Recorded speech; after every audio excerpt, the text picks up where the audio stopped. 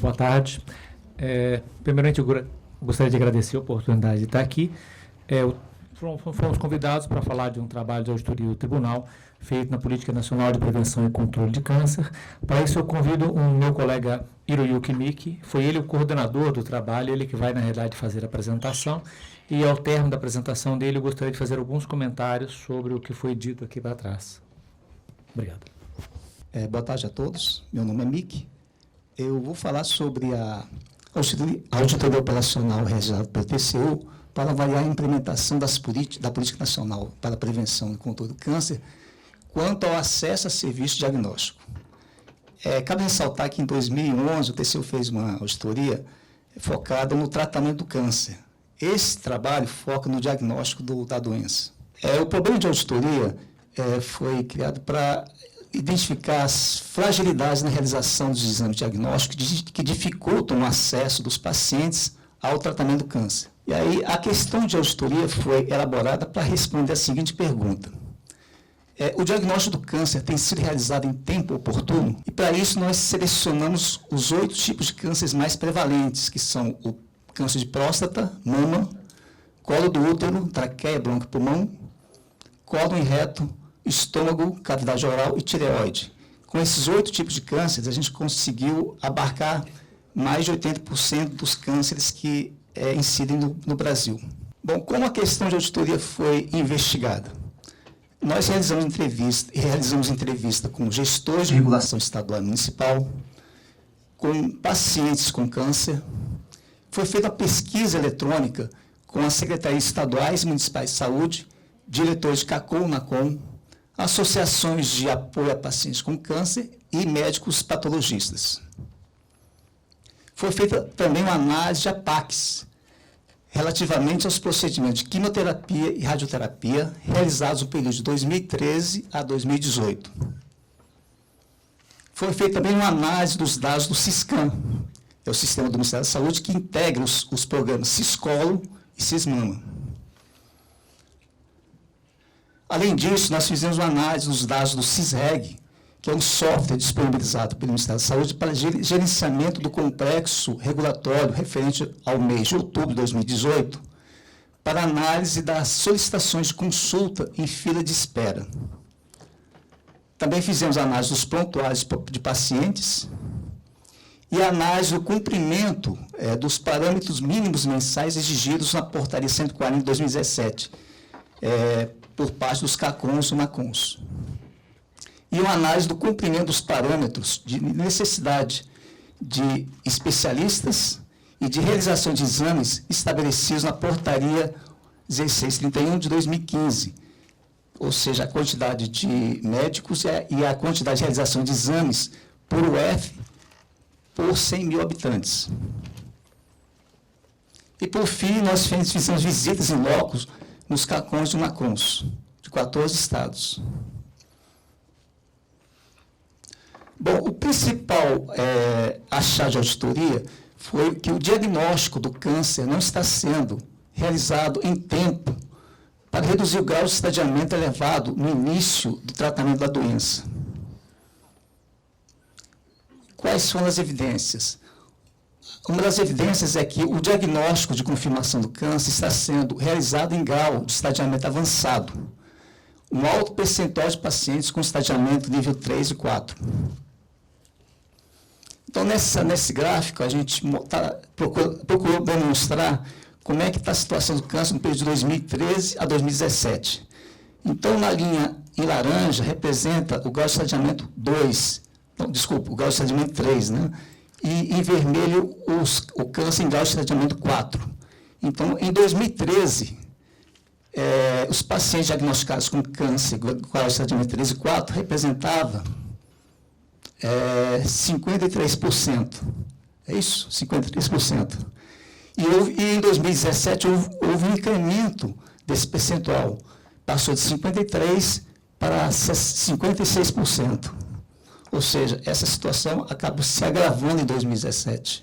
Bom, se a gente comparar o grau de estadiamento por tipo de câncer no Brasil em 2017, para os pacientes que foram atendidos pelo SUS, em 2017 nós identificamos que para o câncer de mama, os pacientes diagnosticados com gastrectomia 3 e 4 representou 50 e... Não estou enxergando aqui. Desculpa. 54, né? 44%. O colo de útero, 50%, e a próstata, 46%.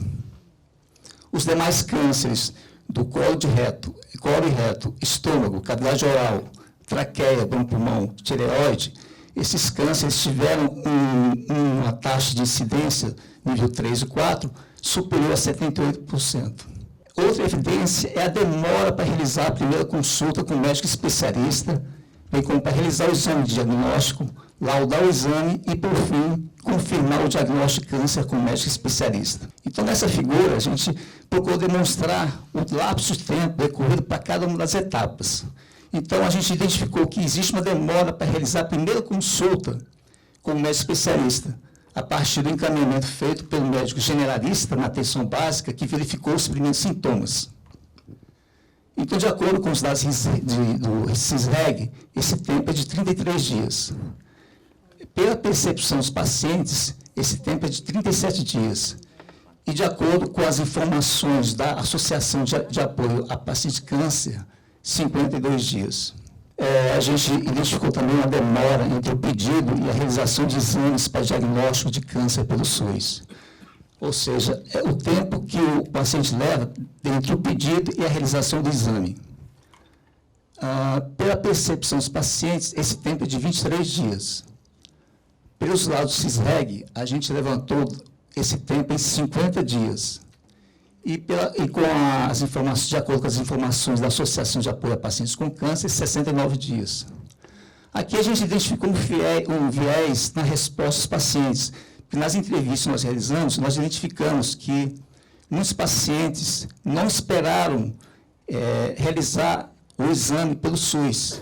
Vários deles resolveram fazer o exame por conta própria. Então, eles deram um jeito de pegar um dinheiro emprestado, vender algum bem, para realizar o exame na rede privada. A gente também identificou uma demora para a liberação do resultado dos exames necessários ao diagnóstico de câncer. Ou seja, o tempo para laudar o exame. A gente identificou, pela entrevista com os pacientes, esse tempo em 20 dias. Pela Associação de Apoio aos Pacientes com Câncer, 50 dias. E, de acordo com o levantamento Siscam, para o câncer de mama e colo do útero, para o exame citopatológico, esse tempo é de 40 dias para o laudar para o colo uterino e 43 dias para o câncer de mama. Para o exame citopatológico, o tempo para laudar é de 41 dias para o colo uterino e 40 dias para o câncer de mama. Em relação à mamografia, a gente identificou que o tempo de realização do exame é de 63 dias, mais 21 dias para a liberação do resultado do exame. E, por fim, a gente identificou que é uma demora para confirmar o diagnóstico de câncer com o médico especialista. Após o paciente receber o laudo, existe um tempo para que ele possa confirmar o câncer com o médico especialista. E, de acordo com a análise dos prontuários dos pacientes com câncer, esse tempo ficou em 36 dias. Ou seja, nesse itinerário do paciente, em geral, o paciente leva mais ou menos mais 120 dias para ter o diagnóstico de câncer. Né? Desde do encaminhamento do médico generalista da atenção básica, que levantou a suspeita do câncer, até a confirmação do diagnóstico do câncer. Bom, quais foram os critérios que adotamos no trabalho? No Reino Unido, em 2016, o Serviço Nacional de Saúde estabeleceu como meta para que o paciente obtenha o diagnóstico definitivo do câncer no prazo de 28 dias, após ser encaminhado pelo médico que levantou a suspeita do câncer.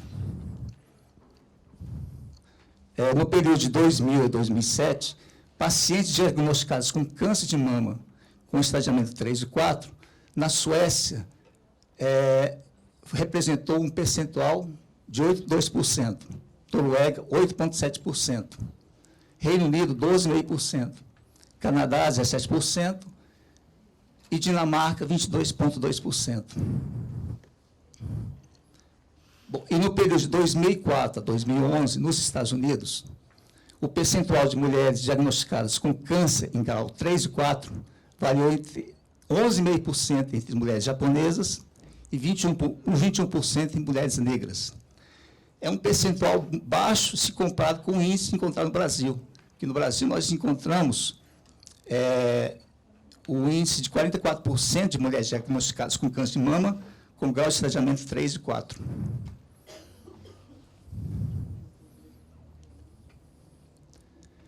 Bom, quais são as causas que nós identificamos para a demora na realização dos exames de diagnóstico de câncer?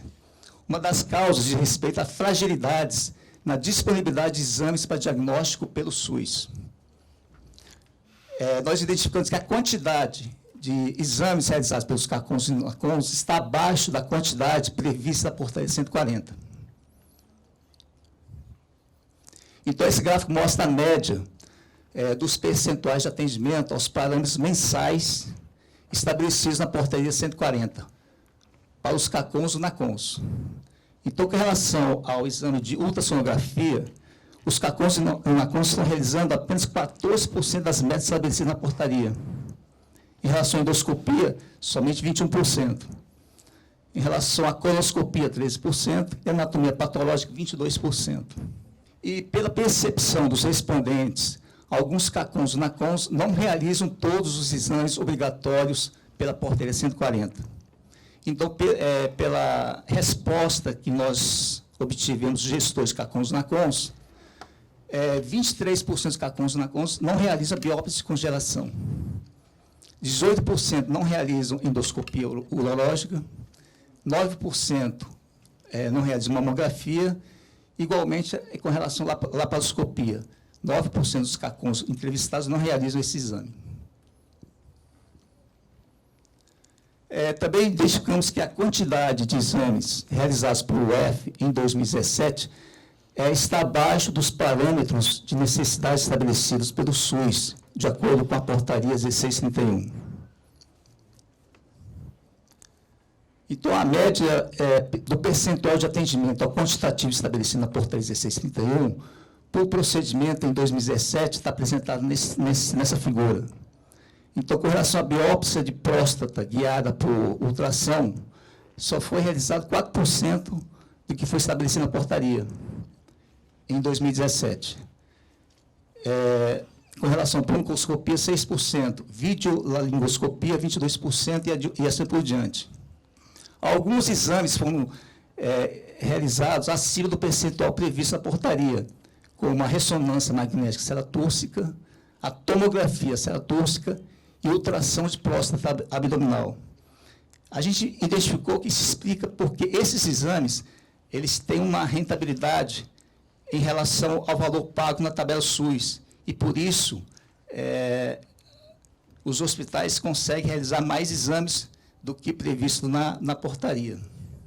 A gente também identificou uma falta de equidade na distribuição de equipamentos de diagnóstico disponibilizados pelo SUS para os estados, tais como tomógrafos computadorizados, equipamento de ressonância magnética, ultrassom PET-scan, conforme a análise dos dados extraídos do CNES e do IBGE. Então, nessas figuras, a gente procurou demonstrar a quantidade de equipamentos disponíveis ao SUS por 100 mil habitantes em 2018, por UF. Então, a gente identifica aqui, consegue visualizar, que essa distribuição não observa ao critério de equidade. Existe uma diferença muito grande na distribuição de equipamentos entre um estado e outro. A gente identificou também que os planos estaduais de oncologia em geral não contemplam o planejamento da oferta de exames para o diagnóstico de câncer com base na demanda local, tal como a gente observou nos estados do Acre, Amapá, Mato Grosso, Pará, Rondônia, Rio Grande do Sul, Roraima e Tocantins. E outros estados, como Amazonas, Goiás e Maranhão, elaboraram o planejamento da oferta de exames oncológicos apenas nos cânceres de colo de útero e de mama. Outra causa para a demora da realização dos exames de diagnóstico de câncer diz respeito à deficiência na distribuição e na suficiência de médicos para o diagnóstico pelo SUS. a gente identificou um baixo percentual de atendimento aos parâmetros de necessidades de especialistas por Estado, previsto na Portaria 1631 de 2015. Então, a média do percentual de atendimento ao quantitativo especialista estabelecido na portaria, a gente identificou uma carência de várias especialidades, como coloproctologista, pneumologista, cirurgião de cabeça e assim por diante. Também foi identificada a falta de equidade na disponibilidade de médicos anatomopatologistas e radiologistas das diversas UFs em 2017, conforme dados trazidos no CNES e no IBGE. Então, aqui a gente está mostrando o número de médicos anatomopatologistas por 100 mil habitantes por estado em dezembro de 2017. Então, a gente pode perceber que apenas 6 estados têm mais de um médico anatomopatologista para cada 100 mil habitantes, que seriam os estados de Minas, Mato Grosso do Sul, Rio Grande do Sul, Santa Catarina, São Paulo, Rio de Janeiro e DF. Todos os demais estados têm menos de um médico patologista para cada 100 mil habitantes. Identificamos também que a relação do quantitativo de médicos anatomopatologistas vem decaindo desde 2013 até 2018, passando de 0,79 em 2013 para 0,76 anatomopatologistas em 2018, por 100 mil habitantes, na medida que houve, né, um aumento da incidência de casos de câncer por habitante no período. Então, na linha azul, a gente está demonstrando aqui como é que foi a evolução do quantitativo de médicos patologistas para cada grupo de 100 mil habitantes no período de 2013 a 2018. Outra causa que nós identificamos foi deficiências na regulação do SUS. Os estados e municípios, a regulação dos estados e municípios não tem facilitado o acesso dos pacientes aos exames necessários de diagnóstico de câncer pelo SUS, entre os quais foi identificada dificuldades com o CISREG. Os estados e municípios estão tendo dificuldade, ou seja, ocorreu uma insuficiência na oferta de treinamento e capacitação, incompatibilidade e falta de integração do sistema, intercorrências tanto em termos de performance como de desenvolvimento, gerando lentidão e instabilidade do sistema. E também foi identificada a limitação para a extração de relatórios gerenciais no CISREG. Foi identificada também a dificuldade de implementação dos protocolos de regulação e fluxos assistenciais necessários para o direcionamento do paciente ao serviço que necessita. A ausência em alguns estados de gerenciamento de tempo e filas de espera, que possibilite a promoção de ajustes entre a oferta e demandas locais. E também foi identificada a inexistência em alguns estados, de critérios normativos para a priorização do acesso a consultas e exames para pacientes com câncer.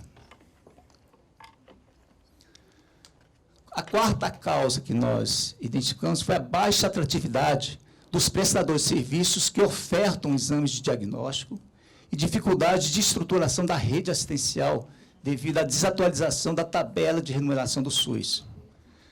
Então, não foram realizadas atualizações nos valores da tabela de procedimentos relacionados aos exames necessários de diagnóstico de câncer pelo SUS desde 2008, né, conforme consulta ao sistema SIGTAP.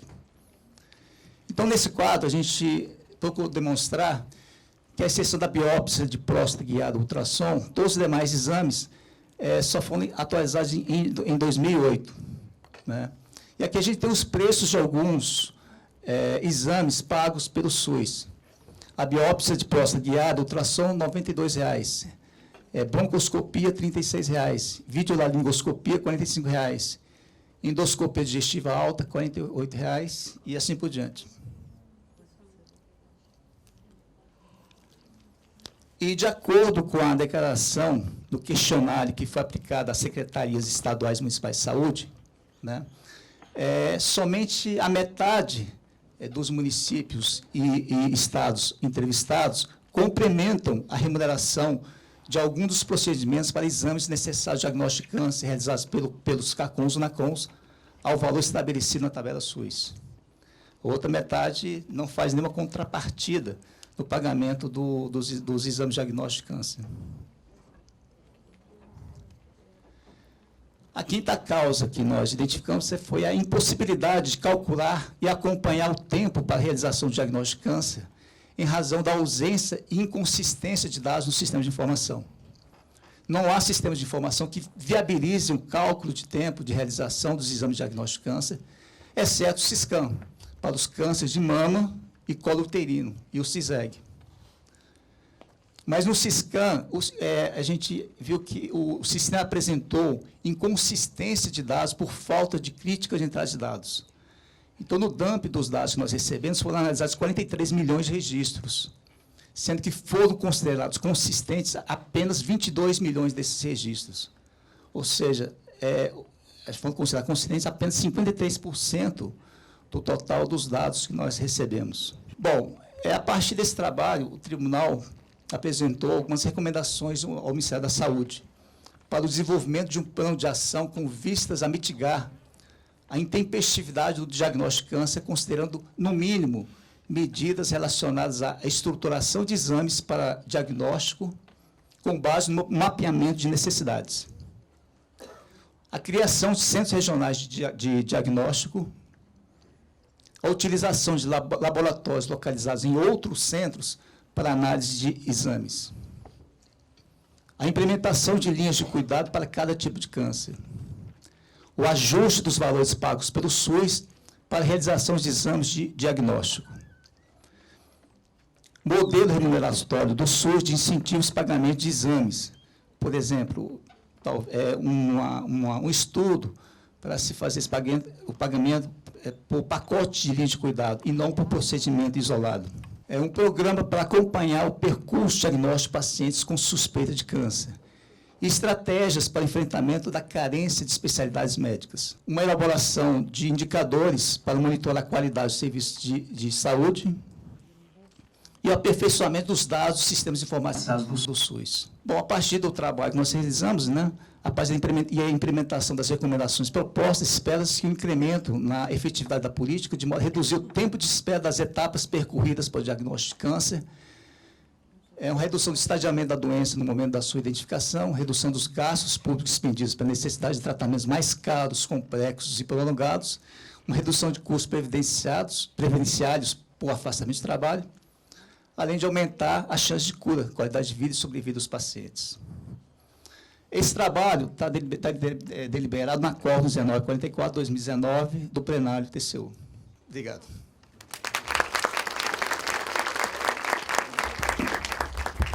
Obrigado, Mike. O colega Carlos vai fazer algumas considerações sobre esse trabalho.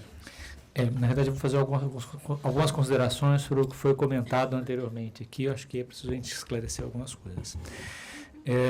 Eu primeiro começar a falar sobre prazos, metas, resultados e indicadores. Nós precisamos estabelecer isso. É fundamental que existam metas estabelecidas, que tenhamos indicadores adequados, que o Ministério acompanhe. Mas a gente precisa discutir também quem que é a entidade competente, quem são as instituições competentes para avaliar os resultados do descumprimento ou cumprimento daquilo que está ali. Será que o Judiciário, o Ministério Público, são as instituições adequadas para fazer essa avaliação?